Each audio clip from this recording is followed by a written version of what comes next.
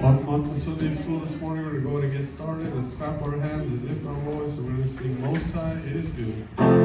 It is good to give thanks to the Lord, to sing praises to your name, Most High, to declare your steadfast love is morning, and your faithful is mine.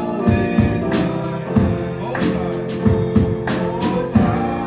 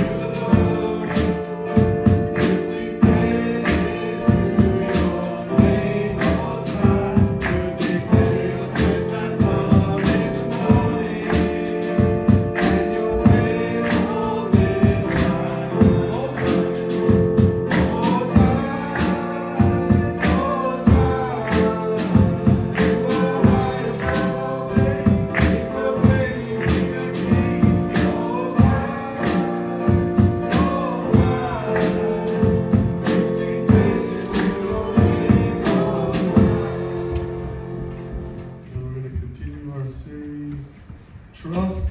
There is children's church in the back, ages 5 to 12. And if I could have my dad go and help us for prayer this morning. Thank you, Lord, for everything you've done for us, for this word.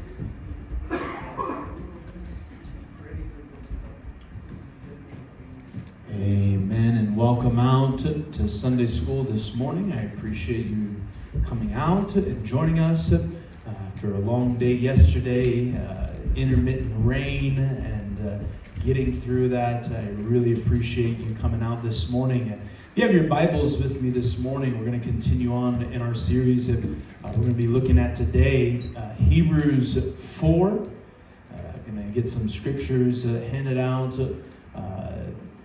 Jeremy's going to get our main scripture, Hebrews 4, verse 14 through 16. And then, Aileen, if you could get John 1, verse 14. Elena, Isaiah 52, verse 14. Victoria, if you could get for me Hebrews 4, verse 15 and 16. That's the second time. Sylvia, if you could find for me Proverbs 18, verse 13. Juana, if you could get Matthew 13, verse 13. Let's see here. I need somebody to get Adrian, if you could get Proverbs 18, verse 2. And then we'll stop there for now. We've all heard the words, just trust me, right? That is something that either we have spoken ourselves or we have heard from someone else. And many times in life, though, we don't truly understand what that word trust means until it gets broken. And then we fully understand how much we were trusting someone. God has wired humanity to trust. From a very early age, children learn to trust, right? They trust their parents, even as a baby, right? Babies trust. They don't worry about things. They are careless in life because they don't need to care about certain things. They know and they trust that they're going to be taken care of. But what is trust, right? Who do we trust? Who can we trust in life? When should we trust? And more importantly, if trust has been broken in life, why can't I trust people now? Why can't I trust myself? Why and what do we do when trust is broken? How do we become trustworthy people? Someone that other people can trust? And what is needed in us to become that trustworthy person? This series, again, was inspired by a book that I've read called Trust by Dr. Henry Cloud. His subtitle of the book will be The Common Theme. Throughout this series, knowing when to give it, when to withhold it, how to earn it, and how to fix it when it gets broken. And just by some way of review, we began with an overview. and we talked about the foundation of trust. We started by looking at what is trust, and ultimately, who can we trust? But really, who can we always trust? We can always trust God. He is the foundation of trust. And then we spoke about, at a high level, the 5 elements of trust that are needed before choosing who we can trust. What are the 5 elements, before we begin this morning, what are the 5 elements of trust that we should be looking for in someone if we're going to be able to trust them? Let's do these one at a time so that everybody can get a chance. All right. What is one of the elements of trust? Carlos? Understanding. Okay. And we're going to get into that today. What are the other 4 elements of trust? Sylvia? Motives. Okay. So there's understanding, there's motives. What other elements do you think of? Maybe we're missing an element that you've thought of when you're considering this throughout the week, but specifically with these 5 elements. Anyone else? Rosita? One of them accountability? Ability, right? There's ability. I guess you could have accountability in that, some form of accountability. That is definitely a part of being able to trust someone, is when they're held accountable, when they are accountable. Okay, very good. What else? Eileen? Was one character? Character, yes. Yep, character. Who is someone when nobody is watching them? That is truly what character is. It's what somebody is on the inside, not on the outside.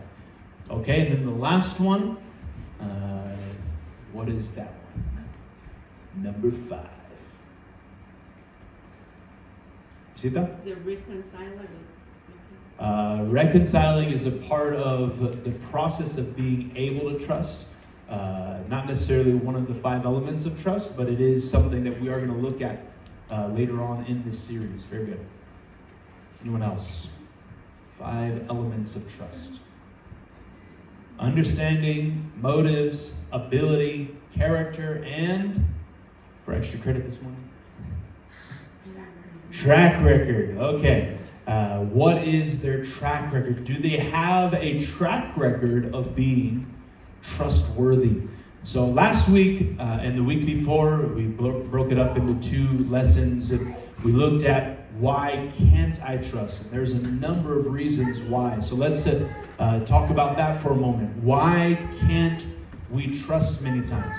What are some of the issues, the roots of that inability to trust that we've talked about so far? Aileen? Is one of them that someone can be trusted correctly?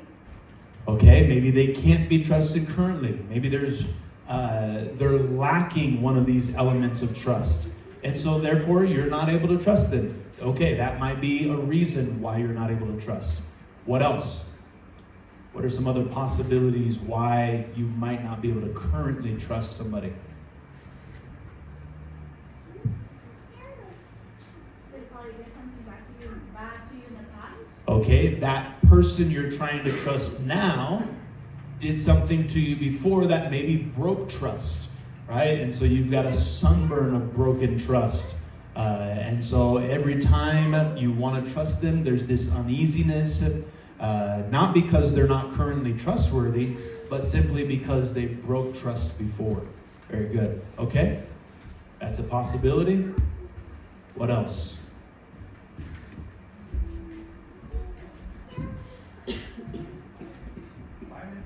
Biased, okay. And what kind of bias, Carlos? It could be cultural bias, right? We live in a world that many times we're raised not to trust certain types of people or certain races of people, right? Hispanics versus natives, Mexicans versus whoever, blacks versus whites, whites versus blacks. There's always these racial tensions, right, that are oftentimes at work right? Many times those can be some of the reasons, those biases that we are dealing with that cause us not to be able to trust. Okay, what else? There are circumstances that they might be in or surrounding them might could inhibit your ability to trust them. Okay, for an example, at the labs to get a clearance, they do an investigation on you, and then they Right. sit down and they do your interview. Yep. What they look for, because they know all the answers to the questions that they're asking you already, basically they're looking to see if you're gonna lie. Is then the circumstances that you're in surrounding your financials or your background or whatever, can that be used against you to make you lie or turn against the labs or whatever? So that just like an example, potentially the circumstances surrounding somebody would make you not trust them. Yeah, that's very possible, absolutely, and that's a great illustration of someone that's unable to be trusted. If they're lying and you know they're lying, don't trust them, please. like you're gonna hurt yourself. You're gonna break yourself in the future, right? And so yeah, very good. That's a great illustration. Okay, what about the fact that if someone else has broken your trust in the past, now it's somebody completely different, but there can sometimes be a struggle to trust again. It's like maybe they're the same type of person, right? Maybe it's a man, maybe it's a woman, and before a man or a woman in your past, they broke your trust. You trusted them, but it hurt, right? And so now there's another man, another woman in your life that they're wanting you to trust them, or you're needing to trust them in some capacity. And there's a struggle, not because the person's untrustworthy, simply because someone else in your past was untrustworthy. So that's a possibility, right? So there's a number of reasons why we can't trust. So today we're going to move on. We're going to look at the fourth lesson in this series called the first element, understanding. This is the first element of trust. If we're going to be able to trust somebody, they must have understanding, and we must give them an understanding. So let's get into this today. Hebrews 4, verse 14 through 16. Seeing then that we have a great high priest who has passed through the heavens, Jesus, the Son of God, let us hold fast our confession. For we do not have a high priest who cannot sympathize with our weakness, but was in all points tempted as we are, yet without sin. Let us therefore come boldly to the throne of grace, that we may obtain mercy and find grace to help in time of need. Okay, first element, understanding. Let's begin by looking at what is understanding, and let's just get a working definition of that. What is understanding? When you think of understanding, having understanding, or giving an understanding to someone, what does that mean to you?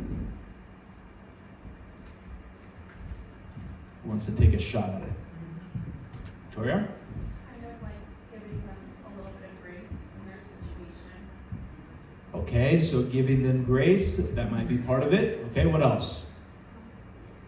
Kim? They understand the task. They understand the task, and what does that mean? If you give, for us, like a teacher, if you give instructions, they can follow through. Okay, so it begins with that instructions. Yes, absolutely. So if somebody has been instructed, this is what you need to do, then they should do exactly what they were told, right? If they do something completely different, then maybe the instructions weren't clear or they just ignored them, right? Which is a strong possibility, especially when you're raising children, right? Or you're dealing with somebody that's very proud. Oh, I don't need instructions, I can figure it out. I don't need the instruction manual to put together a 10-page shed, right? No, right? No, I need understanding, I need instruction. So yes, that is giving the understanding. Okay, so when we think about understanding, ultimately though, we think about someone that can show empathy towards us, right? Our text shows us that there is nobody better than Jesus at having an understanding in relationship, at having sympathy towards us, at having empathy with us. Why? Because Jesus, he's walked in our shoes, right? He's not a God that never came down to mankind, right?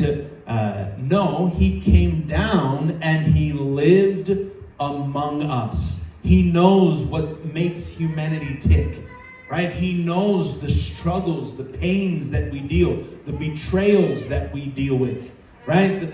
He understands the temptations. John 1 verse 14 talks about him coming down.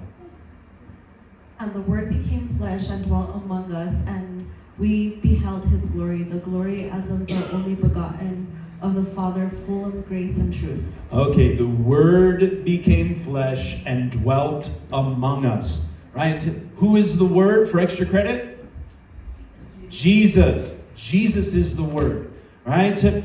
He's been through not only just the temptations that we've dealt with in life, the betrayals that we've dealt with in life, he's been through greater pain than we could ever go through physically, mentally, emotionally, spiritually. He's been through the greatest pain. Isaiah 52 verse 14.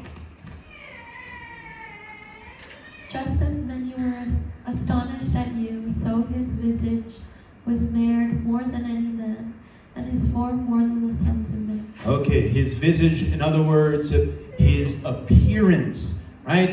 He was beaten beyond recognition, right? He was beaten so badly that no one could recognize who he was. Then he was nailed to a cross, right? And he hung there bleeding and dying in our place. The writer of Hebrews is using this as an example, right? This sympathy, this empathy that Jesus has of why we can trust in Jesus Christ.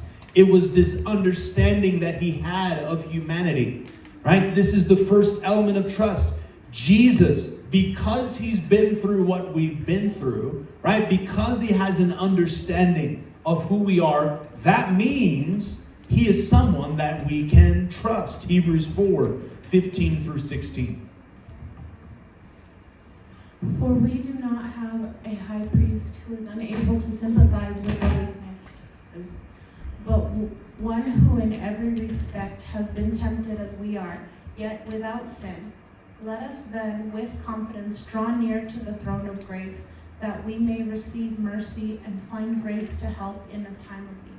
I love the way that the ESV puts this. In other translations, it'll say, let us therefore come boldly. I like the way ESV puts it for the sake of this lesson this morning. It says, let us then with confidence.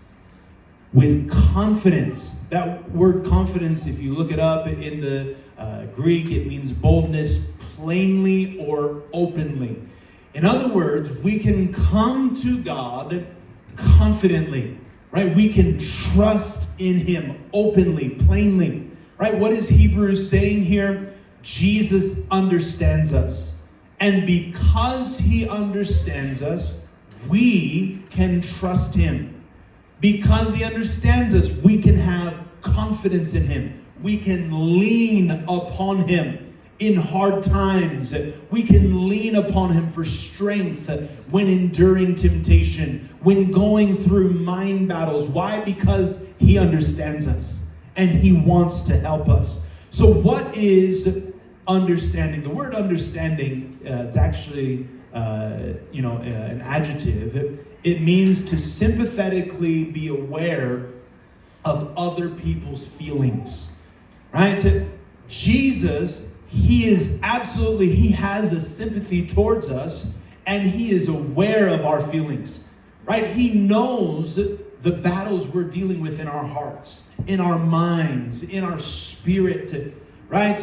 Another definition is the ability to comprehend something, a sympathetic awareness or tolerance. When it comes to trust, understanding is the knowing that someone you're wanting to trust, that they get you, right? They understand you. they understand where you're coming from. It's the idea that someone feels seen or heard and known, which honestly, it sounds a whole lot like empathy, right? It's a person lacking fear to be emotionally safe enough to be honest without having fear of being dismissed, right? If you're going to be able to trust somebody, you've got to have no fear of, well, whatever, right? No, you've got to be able to come to the knowing that, you know what? Okay, I might disagree with you, but let's talk about this. I'm going to hear you out. I'm going to see where you're coming from, right? And it's the entering into someone else's experience without possibly ever having been there yourself. So the question for us this morning is why? Why is understanding so critical in being able to trust someone? Because, number one, understanding is the beginning of trust. If we don't feel seen, if we don't feel heard, we don't feel known, we will struggle to trust people in life. Right? If we don't feel that they're understanding where we're coming from with our heart's desire that we're wanting to trust them with, even if it's something small, right, we're going to struggle. Right? They could have great motives. They could have a great character. They could have great abilities, an incredible track record. But if they're not listening to our needs, if they're not seeing what needs to be done, if they're not listening to the instructions, as Kim said earlier, about what needs to be done, or they're not getting to know us, we won't even think about the other qualities they might possess. Understanding is the beginning. But number two, when someone does understand us, we're more likely to open up to them and have a close relationship with them. You think about in our text, right? Jesus, he's talking, or the writer of Hebrews is talking about Jesus, right? And how we can have this closeness of relationship with him. We can come and bring our request before him. Right? But that is not just in relationship with Jesus. That is also true in relationship with people. Think about it in the home. Right? A wife that is understood and known by her husband is more likely to trust him with deep emotional issues that she's dealing with. A husband that is understood is more likely to trust his wife with struggles at work without the fear of her mocking him. A child that is understood by a parent is more likely to trust them and open up to them about the fears of peer pressure or relationships about the opposite sex. Right? In the workplace, an employee that feels they're understood by their boss is more likely to trust them with bringing problems that may arise in regards to another coworker. Right? A boss that feels they're understood by their employees may trust an employee with more responsibility. In ministry, right? In the church, a new convert may trust someone they feel can relate to them or is simply a good listener without judging them. Right? A believer that feels a pastor understands them personally may open up about personal issues that they need counseling on without being biased. A disciple that feels a pastor understands them may trust him to disciple them and prepare them for whatever God has for them with their best interest in mind and understanding of their goals, their dreams, their ambitions in life. A pastor that feels people understand the needs of the kingdom of God may give them greater responsibilities in the church as ministry leaders. Understanding is absolutely critical when it comes to trust. Okay, let's open up. Any questions or comments before we move on to our second point? About what is understanding.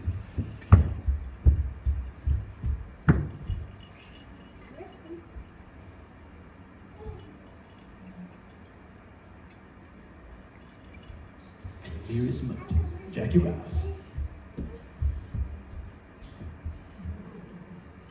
Can you give her a microphone? No, it just reminded me of, I had a situation a while back with a person, and I, just from her, she had expressed to me, she was involved in the ministry, and she had expressed to me just in conversation how she was very stressed because she felt like she didn't have any help. And I thought, oh, I can help you, you know? So I said, do you want me to help you? You know, I think this is something I could do. And she was like, sure. She was all excited, like, yeah, you can start next Sunday, whatever. So I started helping her. Not even like 2-3 weeks after, I sensed that she had a little bit of an attitude towards me. And so being me, I went up to her and I was like, hey, is everything okay?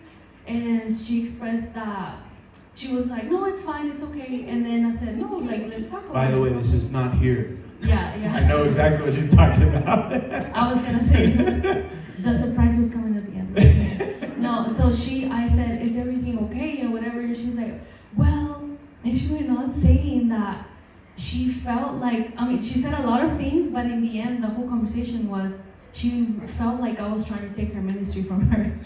And I was like, what? No. And so I was like, absolutely, that is not what I'm trying to do. I literally just want to help you. I literally just set up and whatever and kind of stand in my corner. That was not what I wanted at all. But she was insisting that, no, you want to take my ministry. And so I was like, oh my God, okay, you know what? I'm not helping anymore. Like, do you take your ministry? Like, I'm okay. Like, we're good. I'm not mad at you. Like, we're not, but I'm stepping back. I'm not helping anymore. And she, you know, continued to have a little bit of an attitude or whatever. So the misunderstanding of communication there, me to be, you know, trying to be helpful, and maybe not fully me on my part explaining I'm just here to help, or which I thought I had communicated, but maybe not enough to her. And then from her part, she maybe didn't communicate how much she wanted me to be involved or how much she wanted me to help. And so to this day, it kind of, you know, it's been a couple things with this same person. But I think because of miscommunication, misunderstanding, I think maybe even from both parts, it kind of did something to the relationship. But anyways, that's just I don't know. There's no result there, so I don't know what. Yes. Understanding or misunderstanding can absolutely break trust. Very good. Appreciate that comment. Anyone else? What is understanding? Any questions or comments? It's like walking a mile in your shoes, you know, because it's kind of like walking a mile in your shoes. What they're going through and how they're processing it, sort of. Because, you know, I deal with a lot of teachers that I have to go talk to the superintendent or their administrator or whatever.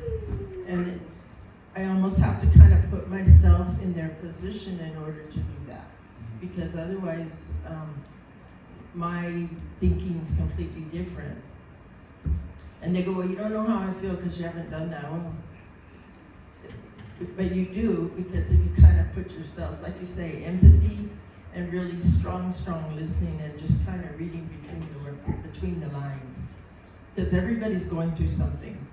Absolutely. Yeah. That's something I'm going to get into in this, is that to gain an understanding, you don't technically have to have been through what they've been through, right?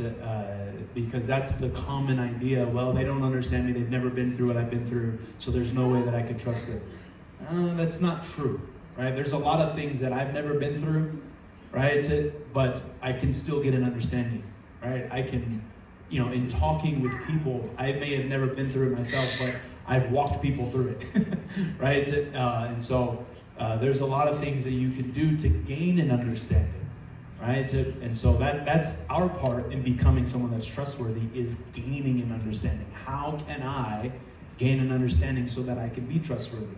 How can I give someone an understanding of what I'm going through? Maybe it's sharing with them specific details about what I've been through, my background, how I've handled this in the past, right? So that they are like, okay, I get it, right? They do get me. They do understand me. Okay. Yep, sometimes you need a different perspective. Very good. Very good.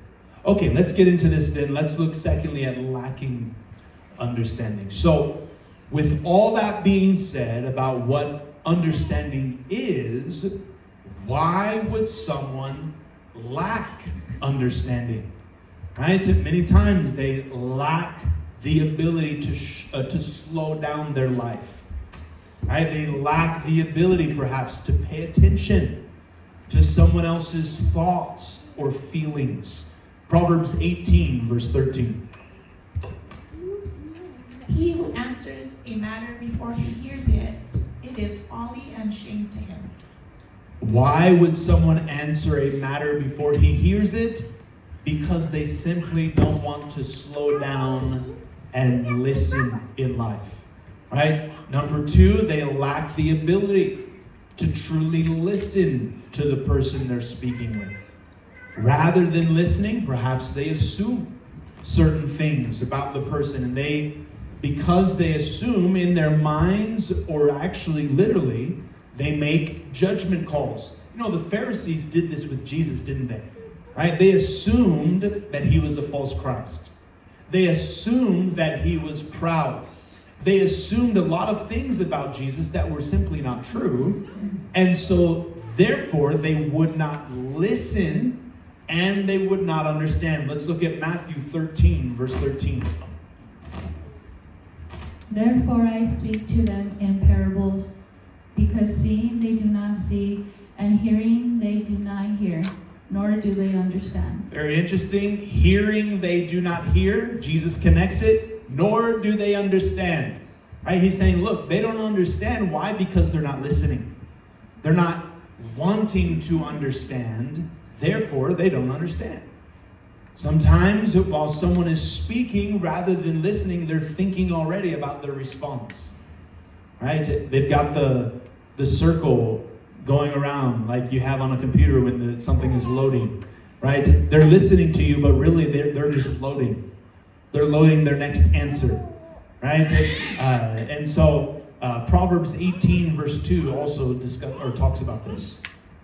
A fool has no delight in understanding, but in expressing his own mind. Okay. The Bible talks about someone that's, rather than listening, they're, thinking about their next response. A fool has no delight in understanding, but in expressing his own heart. In other words, this is someone they're thinking, okay, I want to say what I want to say. I want to say what. They're not listening. They're not getting an understanding. Right? And the Bible says that is someone that is foolish. A fool has no delight in understanding. Okay, let's get some more scriptures here. I need someone to find Judges 16, verse 1. Leland, if you could find that. Luke 10, verse 40 through 42. Regina. Proverbs 18, verse 2. Again, Kim Avila. Jeremy, Proverbs 25, verse 19. Aileen, Proverbs 17, verse 9. Sylvia, James 1, verse 19. Juana, Hebrews 4, verse 16. Darius, Hebrews 4, verse 15. Let's see here. Got one more for right now. Philippians 2, verse 4. Adrian is going to get that. Okay, so let's talk about this further. So thirdly, there could be barriers preventing someone from gaining understanding. Right? How many know a self-centered person will never seek to understand someone else? Right? If they're all about themselves, they're not going to try to figure out the needed understanding from someone else. Right? You're right. Why? Because they're only concerned about themselves. We'll talk more about this in our lesson about motives. Think about Samson. His parents tried to persuade him, look, you need to obey the laws of God. He comes to them, he's asking them, hey, can you get this wife for me? And they're like, why not one of the daughters of Israel? Right? But his self-centeredness kept him from understanding them. Judges 16, verse 1, we see what he did in his self-centeredness. Now Samson went to Gaza, and saw a bullet there, and went into it. Okay, so here his self-centeredness, how does it work out? It works out in immorality, it works out in lust, it works out in perversion, right? A self-centered person will never seek to understand someone else. A distracted person will never be able to understand someone else. Right? We've all been victims of speaking with someone about the deep secrets of our heart, and then we realize that they're completely distracted by their phone, by their email, by their work, by something else. Think about Martha, right? In the very presence of God. She's in the presence of Jesus Christ. The Bible tells us she was distracted by much serving. Luke 10, verse 40 through 42. But Martha was distracted with much serving, and she approached him and said, Lord, do you not care that my sister has left me to serve alone? Therefore tell her to help me. And Jesus answered and said to her, Martha, Martha, you are worried and troubled about many things, but one thing is needed, and Mary has chosen that good part which will be taken away from her. Okay, so here is Martha. Lord, do you not care that my sister has left me to serve alone? Tell her to help me, right? What is she worried about? Herself. She's not worried necessarily about, Mary, she could really be doing a lot better in her relationship with the Lord. No, she's worried that herself, her needs aren't being met. So she's like, hey, tell her to help me. Me, right? She's self-centered, right? And then also it says that she's distracted, right? A distracted person won't be able to understand someone because they're only concerned, again, about themselves or about other needs. A rushed person will never be fully understanding of the person speaking to them. Someone once said that if a Pop-Tart breakfast isn't able to fit into your schedule, you're too busy. Right? Many times in life, people are rushed. Right? Everything's got to, okay, yeah, yep, yes, okay, yeah, get to the point, Yeah. They're not listening. I don't know about you, but if somebody's like that with me, I'm like, okay, I'll talk to somebody that can slowly talk with me. Because sometimes, I'll be honest, sometimes I have to get some stuff out, right? I gotta use some words. I'm not necessarily straight to the point as much as I would like to be. I'm working on it, right? But there's times that I just need to talk things through, to work things out, right? And for someone that's rushed, that is not acceptable to them, right? And they'll never have a full understanding of the person speaking to them. If you're rushed by someone when you need time for what you're telling them, they're going to lack a full understanding of the task at hand. I can remember working fast food. We would have to watch stupid videos for hours about any task we wanted to perform. You want to learn how to grill a burger? Go watch an hour video. It's like, come on. It's just a burger.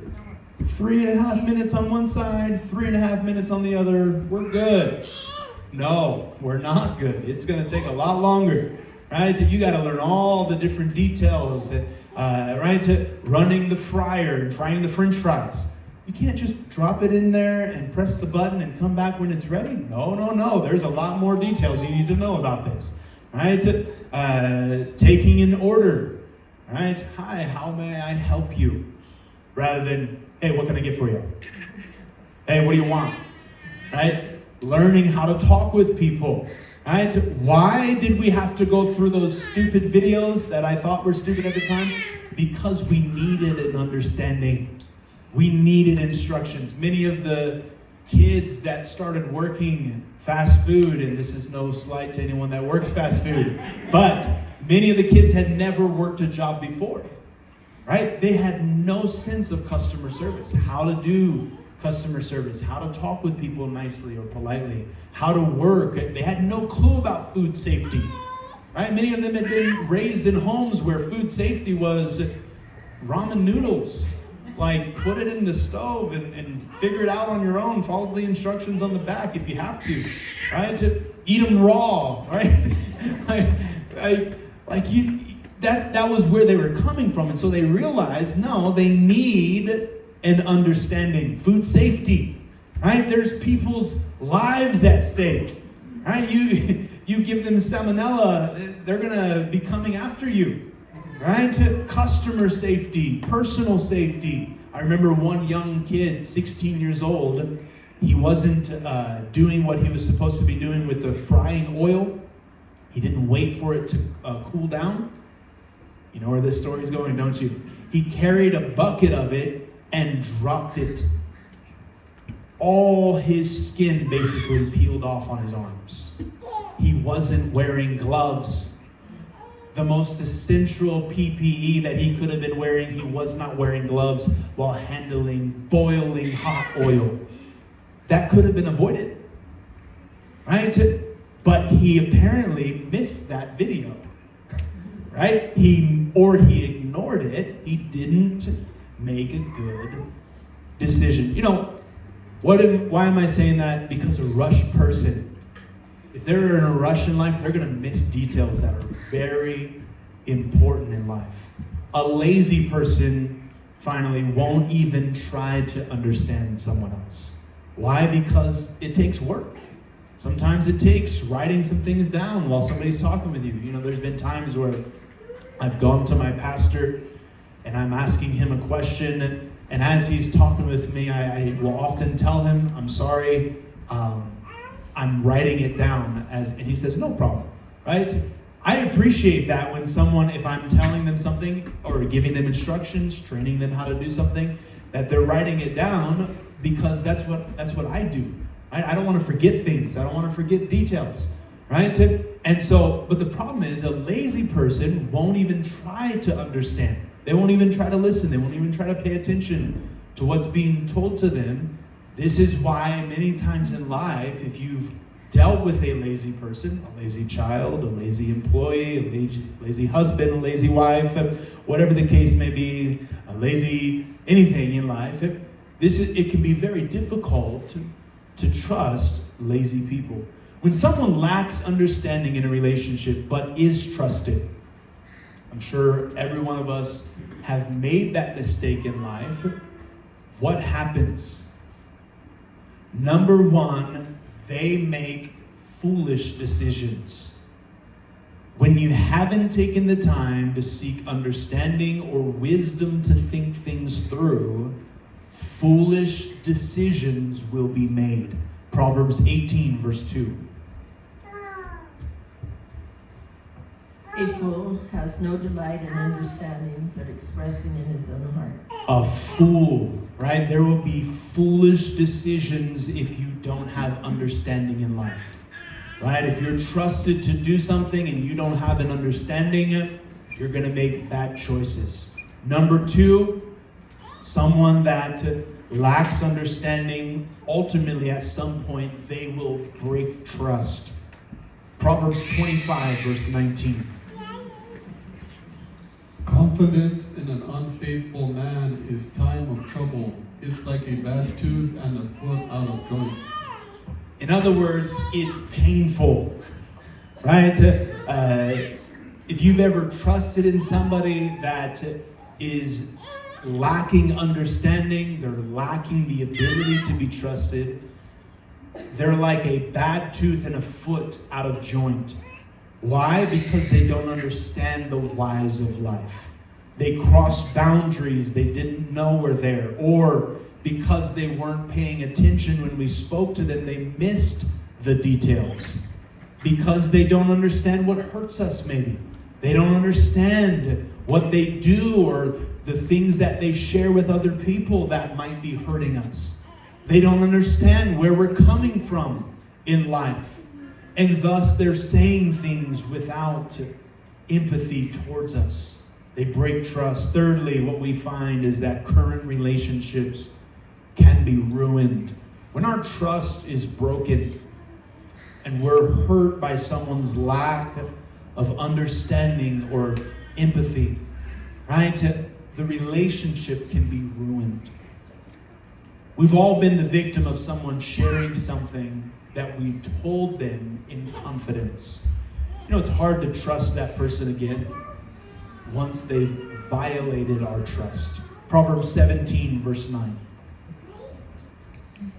He who covers a transgression seeks love, but he who repeats a matter separates friends. Okay, so here the writer of Proverbs, he's saying, look, there are times that somebody shares something with you that is meant to be in confidence. Look, okay, you know what? I'm gonna cover that, right? In love, and I'm not talking about sin, right? If it's sin that needs to be judged, that should not be covered, right? You should encourage them to get it exposed so that it can be healed, right? But there's times where there's flaws. There's times that there's things that we go through that we share with somebody that are it's private information. Maybe it's about our past, right? It's about things that we've been involved in the past and we're just simply wanting to open up. And if someone goes and tells all your dirty laundry to someone else, it's going to be hard to trust them in the future, right? When they didn't realize how much something means to us, the relationship, sometimes it can be completely ruined. It is possible to come to a point in life that you're choosing to never trust a certain person again or open up to them again.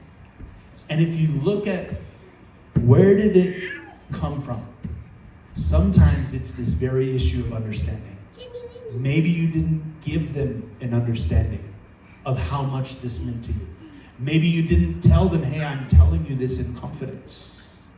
Right? Maybe you didn't tell them how much this hurts you in the past, or this type of person hurt you in the past.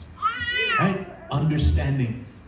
Finally, what it can do is that future relationships can also suffer. When someone, again, has broken our trust because they didn't understand us, it can lead to questions like, does anyone get me in life?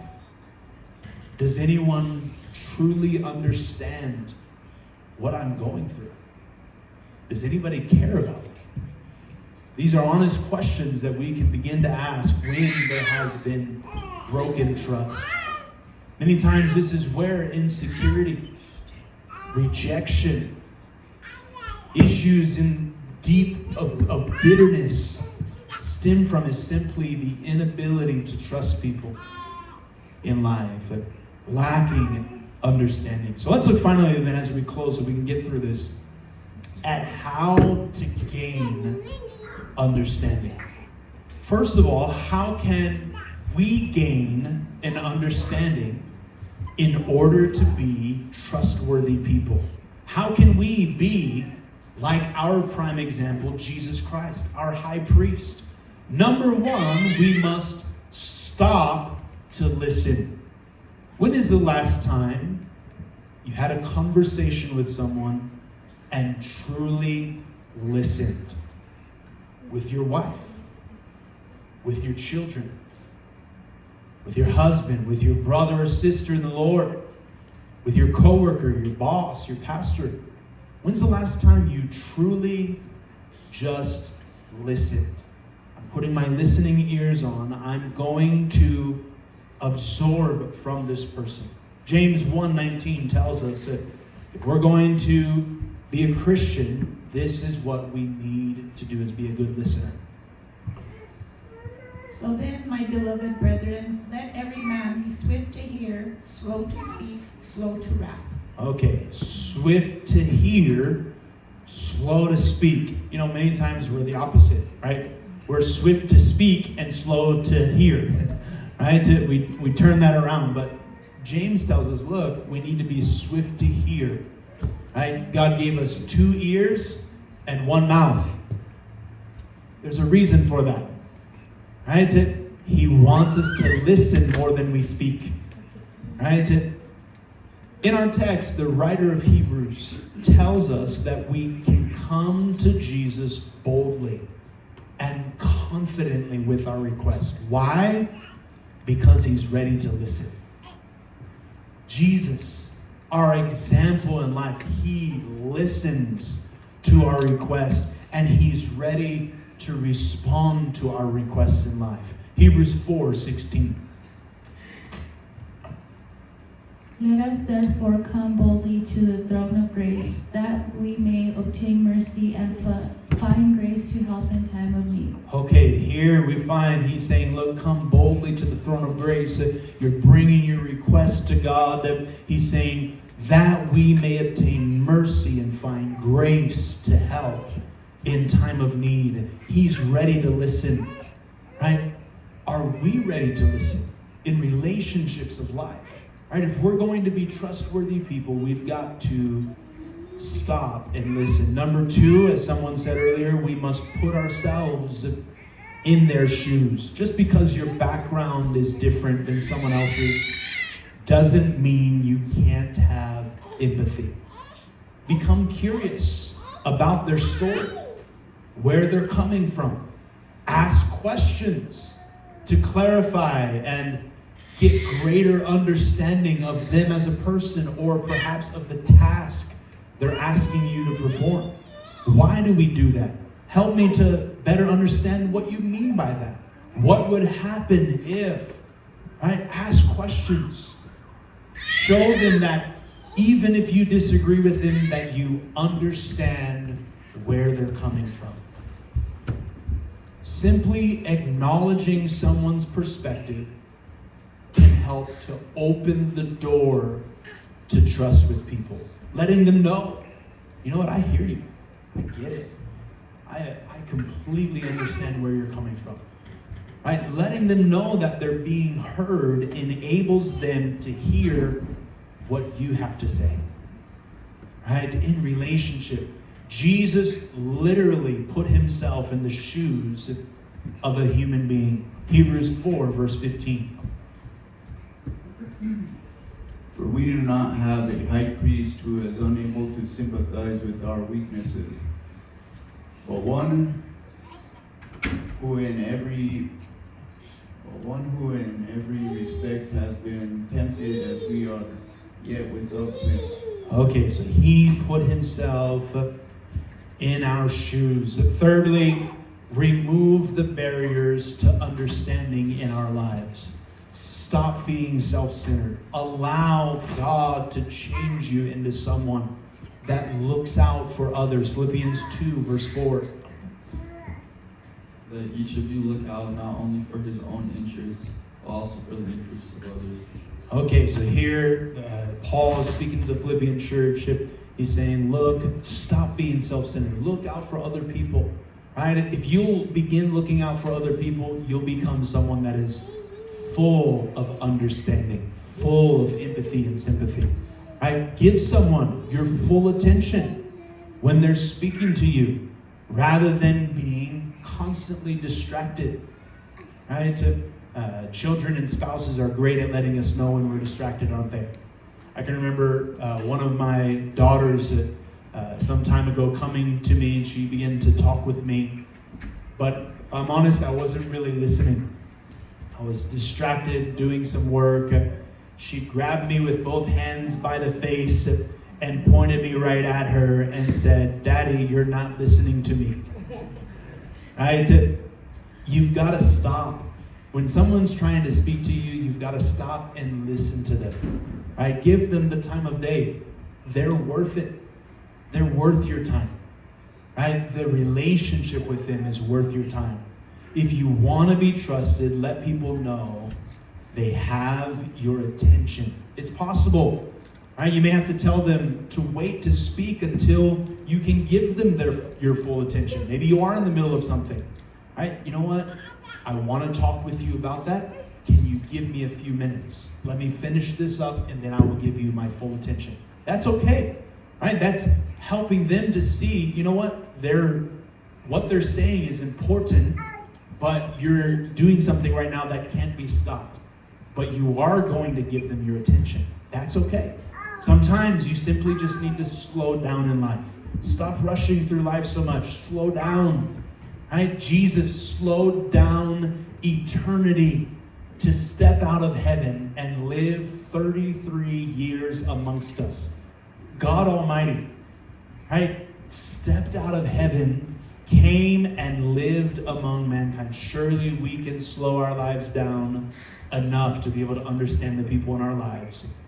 that are trusting us. So the question is, then on the other hand, how can we make sure that someone understands us before choosing to trust them? Number one, we must slow down in making a decision to trust someone. If you're in a rush, you'll make poor trust decisions, just as much as the person you're trusting if they are in a rush. So slow down. Give yourself time to observe the person to see if they truly understand you and your needs that you're wanting to trust them with. Right? Number two, ask them if they understand and then listen to their response to see if they really do or not. Have them repeat it back to you, what you just told them. Right? I often do this with my children when I'm asking them to do something new or again. If they don't have a full understanding, perhaps, clarify so that you know that they understand you fully before you choose to trust them. Thirdly, take baby steps in trust. Trust in increments as you see understanding grow. Right? This is why in a marriage relationship you shouldn't get married the day after you start dating. Because they don't know you yet. They don't understand you yet. Right? You need to see if the other person fully understands you or not. Jesus tells us that trust always comes in levels and tests. Luke 16:10 says, he who is faithful in what is least is faithful also in much, and he who is unjust in what is least is unjust also in much.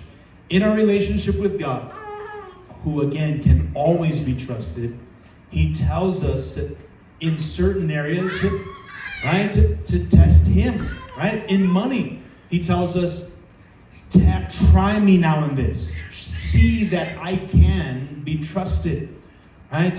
At the end of the day, it's important to know that God can help us in the arena of understanding. He can help us to know that God knows and understands us.